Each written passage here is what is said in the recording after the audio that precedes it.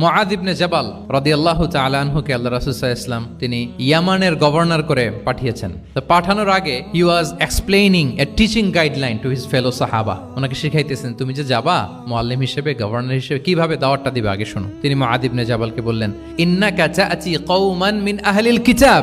হে মুআয, জেনে রাখো এমন একটা এলাকায় তোমাকে পাঠাচ্ছি তারা কিন্তু আহলে কিতাব, মানে তারা হচ্ছে Jewish and Christian community, they are not Muslim, তারা কিন্তু ইহুদি খ্রিস্টান ওখানে। সো তুমি কিভাবে দাওয়াত দিবা? ফাদউহুম ইলা শাহাদাতি আন লা ইলাহা ইল্লাল্লাহ আন্না মুহাম্মাদুর রাসূলুল্লাহ। প্রথমে তাওহীদের দাওয়াত দিবা। আওয়াজ করে বলেন, প্রথমে দাওয়াত হবে কিসের?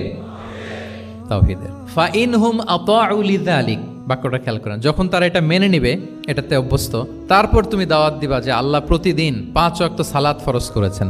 কয় ওয়াক্ত? 5 ওয়াক্ত সালাত। আচ্ছা, ফা ইনহুম আতাউ লিযালিক, যখন তারা 5 ওয়াক্তে সালাতে অভ্যস্ত হবে তখন বলবা যে আল্লাহ তাআলা ধনীদের উপর যাকাত ফরজ করেছেন। ফা ইনহুম আতাউ লিযালিক, যখন ওইটা মানবে এরপরে বলবা রমজানের রোজা ফরজ করেছেন। সুবহানাল্লাহ, সুবহানাল্লাহ, আল্লাহু আকবার। তাহলে ধাপে ধাপে দেখেন, এই যে টিচিং গাইডলাইন তিনি দিচ্ছেন ওনার ফেলো সাহাবাকে, ফেলো কম্প্যানিয়নকে, যে তুমি ইয়ামানে যে একবারে সব বিধান তুমি যা জানো মনে করো না যে সবাই ওইটা মানবে। তারা জুইশ, তারা ক্রিশ্চিয়ান, একটু একটু করে তাদেরকে দাওয়াত দিতে হবে। তাহলে গ্রাজুয়ালিটি, পাঠদান পদ্ধতির একটা অন্যতম বিষয় হচ্ছে কি গ্রাজুয়ালিটি, মানে ধাপে ধাপে ধীরে ধীরে অল্প অল্প করে বোঝা।